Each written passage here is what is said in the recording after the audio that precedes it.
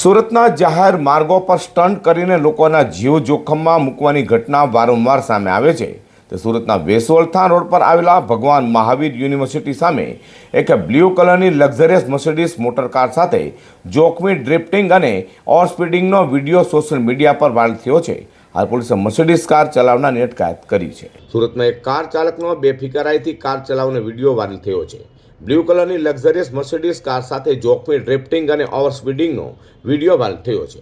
આ ફૂલ સ્પીડમાં 360 degree car ફેરવનાર કાર ચાલકનો વિડીયો વાયરલ થતાં જ અલથાણ પોલીસે વાયરલ વિડીયો આધારે ફર્નિચર વ્યવસાય સાથે સંકળાયેલા ઉદ્યોગપતિના પુત્રને કાર ચાલક જય દાવરાની અટકાયત કરી છે. આ ઘટનામાં પોલીસે આરોપીની મર્સિડીઝ કાર પણ જપ્ત કરી કાયદેસરની તપાસ હાથ ધરી છે.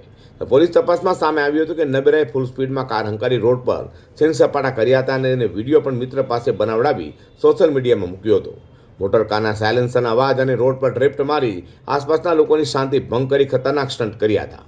આ વાયરલ વિડીયોમાં સ્પષ્ટ જોઈ શકાય છે કે રાત્રિના સમયે એક નવીરો પોતાની બ્લુ રંગની મર્સિડીઝ કાર લઈને રસ્તા પર નીકળ્યો હતો. તેણે જાહેર માર્ગને પોતાની અંગત માલિકીની જાગીર સમજીને મોટર કારને ફૂલ સ્પીડમાં હંકારી હતી. એટલું જ નહીં, પરંતુ આ મર્સિડીઝ કાર મહાવીર યુનિવર્સિટી બરાબર સામે તેણે કારને 360 ડિગ્રીમાં લગભગ 4 વાર ગોળ ગોળ ફેરવી એટલે કે ડ્રિફ્ટિંગ ભયાનક સ્ટન્ટ કર્યા હતા. આ દરમિયાન ટાયર ઘસાવાનો અવાજ અને કારની ગતિ એટલી તીવ્ર હતી કે જો કોઈ અન્ય વાહન ચાલક ત્યાં હો તો મોટી દુર્ઘટના સર્જાઈ શકી હોત.